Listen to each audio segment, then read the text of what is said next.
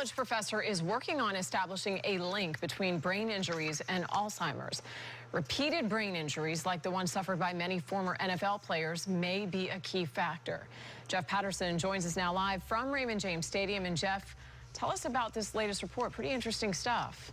Yeah, good evening, Jen. You know, we've been reporting on the link between NFL players and traumatic brain injuries for years. Now a USF professor is establishing that those traumatic brain injuries can plant the seed for many problems. Sports fans love to see the big hits, but for many former NFL players, the big hits are taking a big toll. For years now, we've been reporting on the link between repeated concussions and a condition called chronic traumatic encephalopathy, or CTE. The list of former NFL players found to have CTE reads like a list of Hall of Fame athletes. Many have donated their brains to science after their deaths for research. Now, Dr. Martin Muschol believes CTE can also lead to Alzheimer's. You're really trying to understand how can this happen. Dr. Muschol and his team have been given a grant to study the link between repeated brain injury and Alzheimer's.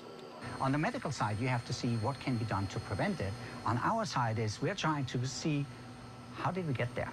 Muschol believes the repeated injuries can start a process that can spread the amyloids that lead to Alzheimer's. It's a process that can take years, even decades, before the disease is spread, but may begin, in some cases, with repeated concussions. In many of these situations, you hope that in the process you get insights of what can we do to intervene with this process, what can we do to disrupt this process, and what are actually the right interventions to do it. Yeah, that, of course, is the hope. If they can establish that CTE, repeated brain injuries, leads to Alzheimer's, they will be able to find a way to prevent it. Jen? Well, you know, there are so many parents of student athletes, young people who play sports who are going to watch this research with great interest. Do they know yet if anyone who's suffered from a concussion can just end up with Alzheimer's? Yeah, this study has not established that yet, Jen. Not just one concussion, certainly. Dr. Muschol believes it's repeated brain injuries that can lead to CTE, that can lead to Alzheimer's. Such interesting research. Jeff Patterson reporting live for us tonight. Thank you, Jeff.